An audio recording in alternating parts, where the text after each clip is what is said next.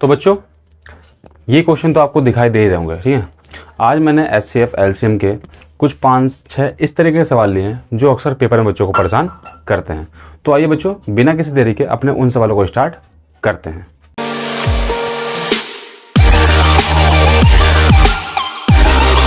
तो बच्चों हमारा सवाल है, एक 15 मीटर 17 सेंटीमीटर लंबे और 9 मीटर 2 सेंटीमीटर चौड़े कमरे के फर्श पर बराबर वर्गाकार टाइल, वर्गाकार का मतलब होता है बच्चों स्क्वायर टाइल्स, कैसी स्क्वायर टाइप की टाइल लगानी है। तो कैसे पूछ रहा है कि ऐसी कम से कम कितने टाइल लगेंगी।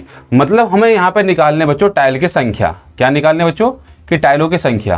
क्वेश्चन कुछ इस तरीके से कह रहा है कि मान लीजिए ऐसे कुछ लेंथ और ब्रेथ इस टाइप का कोई कमरा है और इसके अंदर स्क्वायर टाइप की टाइल्स लगनी है।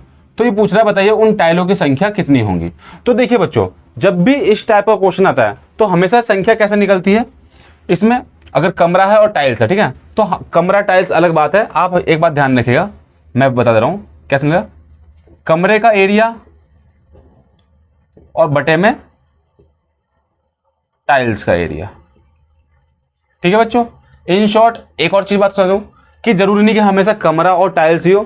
तो जब भी ऐसे कभी संख्या निकालने क्वेश्चन आए तो आपको क्या करना है, बड़े का एरिया हमेशा ऊपर निकलेगा और छोटे का एरिया हमेशा नीचे निकलेगा। ठीक है बच्चों, बात समझ आ गई कि बड़े का एरिया हमेशा ऊपर निकलेगा और छोटे का एरिया हमेशा नीचे निकलेगा। अब देखिए, अब कमरे का एरिया तो आपको पता है। देखिए अब कमरे की लेंथ कितनी है 15 मीटर 17 सेंटीमीटर और ब्रेथ कितनी है 9 मीटर 2 सेंटीमीटर। तो इनको या तो मीटर में चेंज कर लो या फिर सेंटीमीटर में। सेंटीमीटर में चेंज करना आसान है, आपको पता है कि 1 मीटर में 100 सेंटीमीटर, तो 15 मीटर में 1500, तो 1500 ये और 17 ये, टोटल कितना हो गया 1517 सेंटीमीटर। और ब्रेथ देखते हैं तो ब्रेथ क्या होगा बच्चों 9 मीटर 2 सेंटीमीटर, तो 902 सेंटीमीटर। कुछ बात सुना गई। तो आपको इस कमरे का तो एरिया मिल गया लेंथ इनटू ब्रेथ, लेकिन टाइल की तो हमें साइड ही नहीं पता। तो बच्चों देखिए इसी क्वेश्चन में जब भी ऐसा क्वेश्चन हो तो वहां पे टाइल की साइड का पता करने के लिए हम इनका निकालते हैं HCF। क्या निकालते हैं बच्चों इनका HCF। जो इन दोनों का HCF निकलेगा वही उस टाइल की साइड होगी। ठीक है बच्चों, तो हम किसका 902 और 1517 इसका HCF निकालते हैं। मैंने आपको गैप मेथड से भी निकालना सिखाया था बच्चों, ठीक है। अगर आपको गैप मेथड नहीं आता तो आप डिवीजन मेथड से भी इस सवाल को कर सकते हो। या मैं आप अगर गैप मेथड देखूं, ध्यान से देखिए बच्चों, तो इन दोनों में कितना गैप है, इन दोनों में गैप है 615 का, लेकिन 615 से दोनों नहीं जाएंगे तो 615 कोई ना कोई सा फैक्टर जरूर होगा। अब देखते हैं 615 को डिवाइड करते हैं, अगर ये 2 से तो कटेगा नहीं, 3 से काट के देखते हैं। तो 3 से काटेंगे तो 3 से काटेंगे तो 3 दूनी 6 और 3 पंजे 15। अब 3 से ये संख्याएं नहीं कटेंगी, आप काट के भी देख लेना, ठीक ना। अब देखते हैं 205, क्या 205 से दोनों कटेंगे, नहीं। क्यों, क्योंकि इकाई के स्थान पर 5 आ रहा है इसीलिए, ठीक है। अब 205 की और मैं फैक्टर करूं 5 से तो 5 को लूं तो 5 4 जा 20 और 5 1 जा, ठीक है, तो 41, क्योंकि 5 से तो कटेगा नहीं। इसका मतलब किससे जाएगा बच्चों ये 41 से। मतलब इस संख्या का HCF कितना आ गया, HCF आ गया बच्चों 41।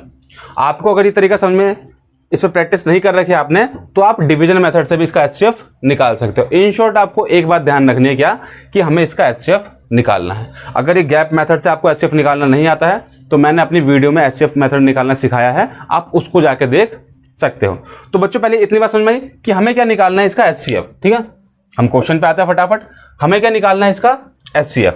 अब जो HCF निकल के जो संख्या आएगी वही इस टाइल की साइड होगी। तो हमने कैसे निकालना सीखा था कि कैसे निकलेगी संख्या, कि बड़े का एरिया ऊपर और छोटे का एरिया नीचे। तो क्वेश्चन को देखते हैं बच्चों। अब देखिए कमरे का एरिया क्या है, लेंथ इतनी है और ब्रेथ है इतनी, बटे में अब टाइल का एरिया, तो टाइल की साइड कितनी है 41, तो 41 मल्टीप्लाई 41। तो बच्चों बात समझ को।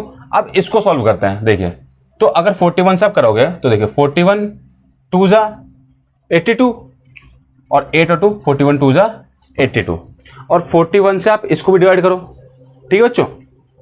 अब 41 की टेबल नहीं आती तो कम से कम 40 की तो आती होगी बच्चों। देखिए ये 41 है और ये है 1517, ठीक है बच्चों। तो 41 दिया 123 बचेगा 28, 28 और 7 287, तो 41 7 287, ठीक ठीक है बच्चों। अब क्या करना है, 37 के मल्टीप्लाई 22 में करनी है। तो मैंने आपको 37 के मल्टीप्लाई 22 में करने का तरीका भी सिखा रखा है बच्चों आपको। 7 दूनी 14 का 4 हासिल 1, 3 दूनी 6, 7 दूनी 14, 20 और 21 का 1 हासिल 2, 3 दूनी 6 और 2 8।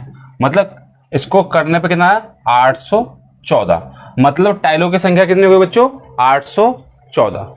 इस क्वेश्चन को ठीक है बच्चों थोड़ा ध्यान समझ में, एक और दोबारा से ऊपर तो से बताता हूँ कि जब भी ऐसे कमरे की लेंथ और ब्रेथ दी हो और पूछे कि कमरे के अंदर कितनी टाइल्स लगेंगी, तो हमेशा क्या होगा, कमरे का एरिया ऊपर और टाइल्स का एरिया नीचे, ठीक है। और टाइल्स की साइड कैसे निकलेगी आपको पता होनी चाहिए कि इनका दोनों का एचसीएफ निकाल के, जो एचसीएफ होगा वही टाइल की साइड होंगी, और इसको ऐसे कैलकुलेशन करके आप इसका आंसर निकाल सकते हैं। तो आपको ये क्वेश्चन समझ में आया। एक क्वेश्चन मैं आपको अपनी तरफ से दे रहा हूं बच्चों, मुझे अभी के ही फटाफट करके दिखाइए जल्दी। चलिए एक सेम क्वेश्चन है बच्चों, खाली लेंथ और ब्रेथ में चेंज कर दे रहा हूं। एक कमरे की लेंथ है 180 और मान लीजिए ब्रेथ है 150। आप मुझे बताइए कि इसमें स्क्वायर टाइप की कितनी टाइल्स लगेंगी, फटाफट जल्दी जवाब दीजिए बच्चों को जल्दी। एक सिंपल सा क्वेश्चन आपके प्रैक्टिस के लिए। तो देखिए क्या करेंगे, 180 और 150, आपको पता है कि इसका एचसीएफ निकालना पड़ेगा। कितने गैप है बच्चों इसमें, इसमें गैप है 30 का, और ध्यान से देखो तो 30 से ये भी डिवाइड हो जाएगा और 30 से ये भी डिवाइड हो जाएगा। मतलब इसका एचसीएफ कितना निकल गया, एचसीएफ कितना निकल गया बच्चों 30। अब हमें संख्या निकालनी है कि कितने टाइल्स लग जाएंगी। तो संख्या कैसे निकलेगी, आपको भी मैंने बताया भी, बड़े का एरिया ऊपर और छोटे का एरिया नीचे। तो इसका एरिया क्या है 180 मल्टीप्लाई 150 लेंथ इंटू ब्रेथ, और बटे में स्क्वायर टाइल्स, उसका एरिया क्या हुआ साइड इंटू साइड, मतलब 30 गुणा 30। इससे ये चला गया और इससे ये, 3 से काटा 3 छिंग 18, 3 से काटा 3 पंजे 15, तो 6 पंजे 30। मतलब उस कमरे में कितनी टाइल्स लगेंगे बच्चों, तो उस कमरे में लगेंगी 30 टाइल्स। तो मैं उम्मीद करता हूं कि आपको इस टाइप के क्वेश्चन समझ में आ गए होंगे। मैंने कहा भी था बच्चों आपको कि जब हम एचसीएफ एलसीएम में आगे और बढ़ेंगे तो सवालों की लेंथ थोड़ी सी बढ़ती जाएगी। ये प्रैक्टिस के थ्रू आप इसका टाइम कम कर सकते हो। तो चलिए बच्चों इसे नोट कीजिए, अपने अगले सवाल की ओर बढ़ते हैं। तो बच्चों आज का हमारा दूसरा क्वेश्चन क्या कह रहा है, इसमें 12 किलोमीटर लंबा एक वृत्ताकार, वृत्ताकार मतलब एक स्क्वायर टाइप का मार्ग है। स्क्वायर मार्ग देखिए मतलब कुछ इस टाइप का, आपने देखा भी होगा इस टाइप के पार्क होते हैं, ठीक है बच्चों, इस टाइप के स्क्वायर टाइप का जो पार्क है, ठीक है बच्चों। अब यहां बोल रहा है यहां पर 3 धावक हैं, 3 एथलीट हैं, 3 रेस करने वाले बंदे हैं, ए बी सी, ठीक है बच्चों। कह रहे एक ही समय पर एक ही बिंदु से और एक ही दिशा में, मतलब एक ही टाइम पर सेम पॉइंट से और सेम डायरेक्शन में 3 किलोमीटर प्रति घंटा, 7 किलोमीटर प्रति घंटा और 13 किलोमीटर प्रति घंटे की चाल से, ये इनकी स्पीड है। ये बच्चों इनकी क्या है, ये स्पीड है।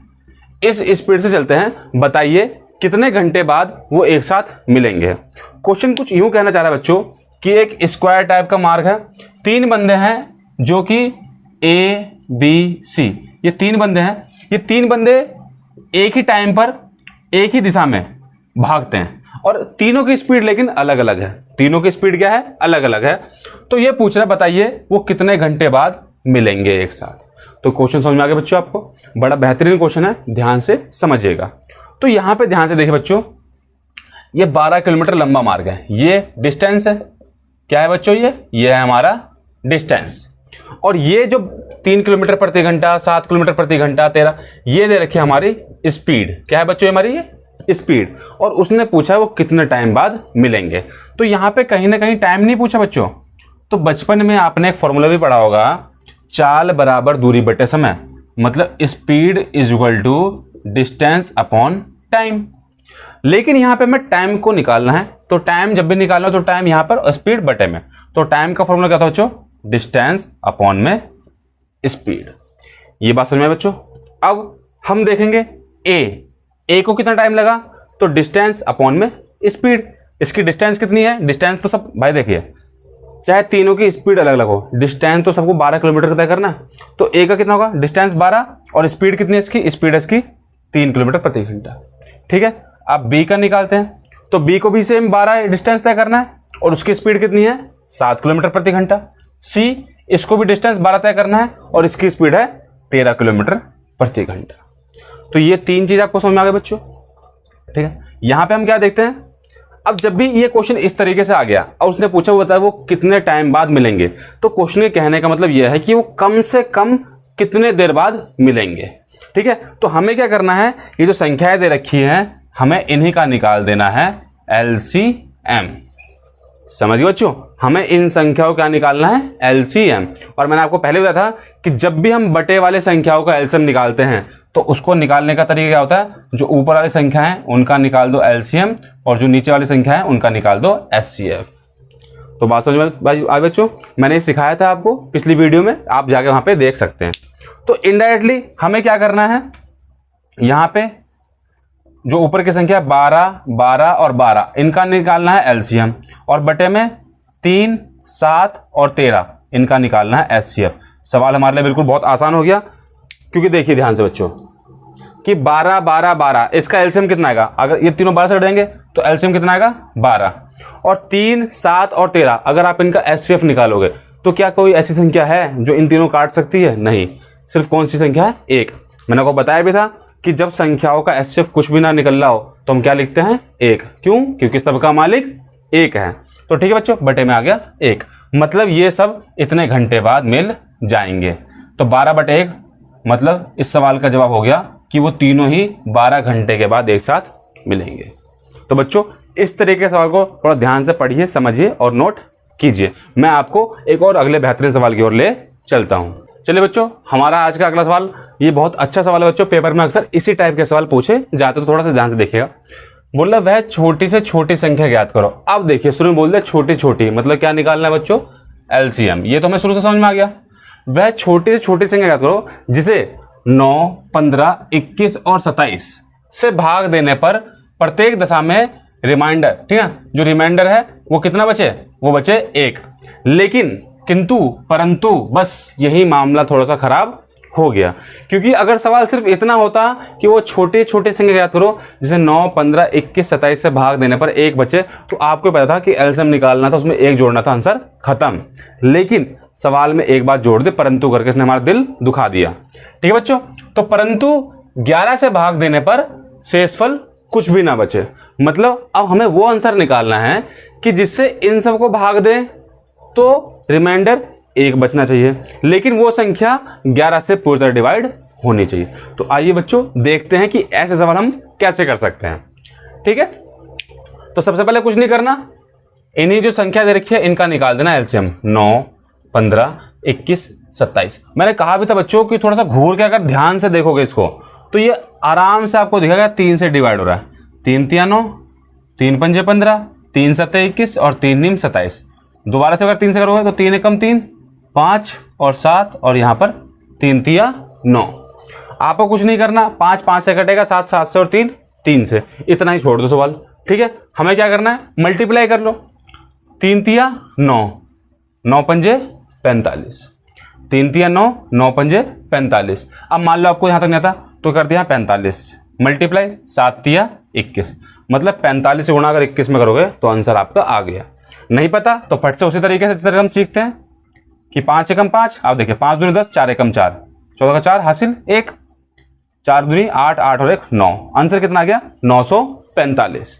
अगर बच्चों सवाल यहां तक होता तो हमारा आंसर क्या होता कि इसका LCM, अगर सवाल सिर्फ यहीं तक होता तो हम कैसे निकाल देते कि LCM ये 945 और उसमें प्लस 1 कर दिया, आंसर हो गया 946, है ना बच्चों। लेकिन अब यहां पे एक बात थोड़ी सी देखने वाली है। इसने एक बात कही थी, लेकिन अब हम अभी इस टाइम यहाँ पे ऐसे नहीं करेंगे। क्यों नहीं करेंगे उसका मैं आपको रीजन देता हूँ। क्योंकि इसने एक बात ये बोल दी कि इन सब से भाग करने पे तो 1 बचना चाहिए, लेकिन 11 से भाग करने पर कुछ भी नहीं बचना चाहिए। तो जैसे सवाल में एक नए वर्ड की, एक नए नंबर की एंट्री आती है, तो वहां पे हम कैसे करेंगे, यहाँ पे होगा देखिए 945 आता है बच्चों, तो यहाँ पे लिखेंगे 945 k + 1। यही बात आपको समझनी है। ये 1 तो इसलिए आया क्योंकि सबको भाग देने पर 1 बचना चाहिए, ठीक है। अब ये k क्या करेगा, ये k हमें उस वैल्यू को दिखाएगा, ठीक है। अब क्या करते हैं, यहाँ पे जो k है, इस k की जगह हमें वैल्यू पुट करके देखनी होगी। k की वैल्यू 1, 2, 3, और जिस वैल्यू को रख के ये सेटिस्फाई हो जाए कि 11 से डिवाइड हो रहा है, आंसर वही संख्या होगी। जैसे कि मैंने मान लीजिए फॉर एग्जांपल k की वैल्यू मैंने रख ली 1, क्या रख ली बच्चों 1, तो 945 और k की वैल्यू कितनी है 1, ये एक तरह से यूं होता है, ठीक है। तो 945 गुणा अगर 1 में करोगे तो कितना आएगा 945, और जमा 1 कितना हो गया 946। अब पहले हमें ये चेक करना होगा कि क्या 946 11 से डिवाइड हो रहा है। तो हम देखते हैं 11 से डिवाइड करके, तो 11 8 88, 6 बच गया, 6 और 6 66, 11 छिंगे 66। तो हाँ, ये संख्या 11 से डिवाइड हो गई। ठीक है बच्चों, तो इसका मतलब सेटिस्फाई हो गया कि के की वैल्यू कितनी है 1, और हमारा आंसर क्या है 946। तो बच्चों बात सुना गई, अगर के की वैल्यू 1 रख के सेटिस्फाई का तो के की वैल्यू 2 रखते हैं और फिर इसके 2 में मल्टीप्लाई करके और तब 1 जोड़ के तब आंसर हम चेक करते हैं कि क्या 11 से डिवाइड हो रहा है या नहीं हो रहा है। तो ठीक है बच्चों, लेकिन एक के की वैल्यू 1 रखने पर आंसर आ गया, इसका मतलब 945 प्लस 1 कितना आंसर हो गया 946। मतलब इस सवाल का आंसर है 946। बच्चों अगर इन सवालों के ऑप्शन आपको दिए होते तो ऑप्शन से आंसर टैली करना और आसान हो जाता है। तो चलिए इस सवाल को नोट कीजिए, मैं ऐसा ही एक सवाल आपको करने के लिए देता हूं। देखिए बच्चों, मैंने संख्या चेंज कर दी है। अब सेम पूरा क्वेश्चन वही है, बस मैंने क्या कहा है कि वो संख्या याद करनी जैसे 4 5 7 और 8, इससे भाग देने पर 1 बचना चाहिए, लेकिन 11 से भाग देने पर कुछ भी ना बचे। तो फट से आप फटाक से क्या करो बच्चों, तो देखो यहीं पे कर सकते हैं हम। अगर ध्यान से देखो कि 4 5 7 8, ये बड़ी संख्या 8 है, 4 से कट रहा है तो 4 यहीं पे हट गया। अगर नहीं भी समझे आप देखें तो 4 5 7 8 आप करते हो 4 से, तो 4 एकम 4 5 हो गया, ये 7 हो गया और 4 दूनी 8। मैंने आपको उस दिन भी सिखाया था, जैसे 5 और 2 बचा है, देखें 5 दूनी 10 और 7 चौक 28। 28 से गुणा जब 10 में कर दोगे तो कितना आएगा 280। ठीक है बच्चों, कितना आएगा बच्चों 280।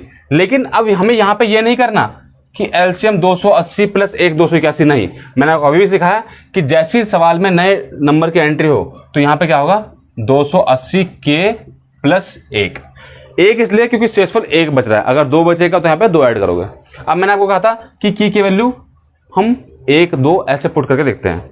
तो पहले मान लीजिए हमने की वैल्यू मान रख ली 1, तो के की वैल्यू जब मैंने 1 रखी तो 280 एकम 280, ठीक है, उसमें हमने +1 कर दिया तो कितना हो गया 281। अब मुझे ये चेक करना है कि क्या 11 से डिवाइड हो रहा है, तो 11 से डिवाइड कीजिए, तो 11 दूनी 22, 6 और 1 61, ये 11 से डिवाइड नहीं होगा। इसका मतलब के की वैल्यू 1 गलत है।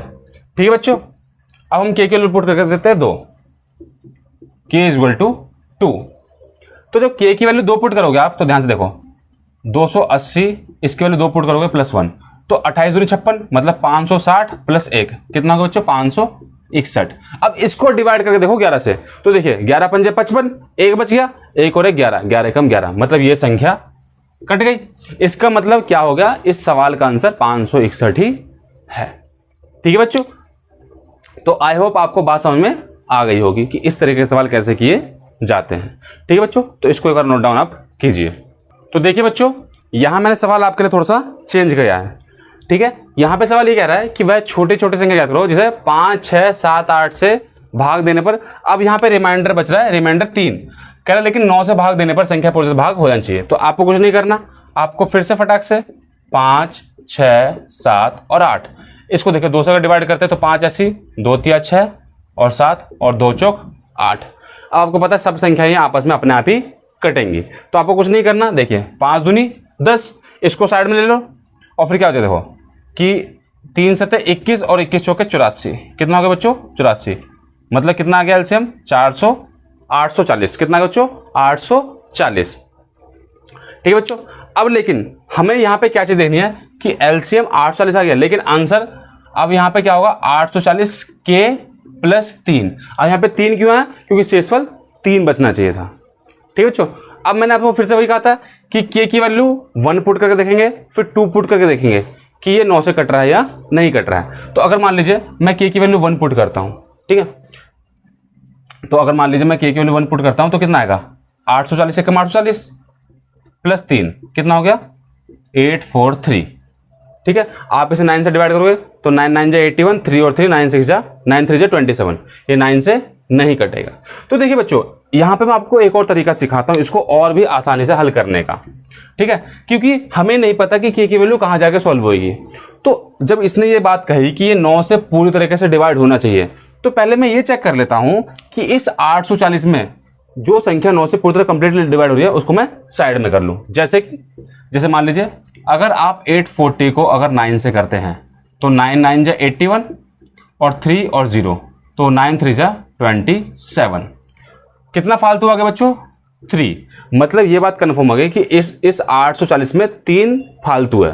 तो मैं इसको ऐसे नहीं लिख सकता बच्चों कि 837k प्लस 3k प्लस 3।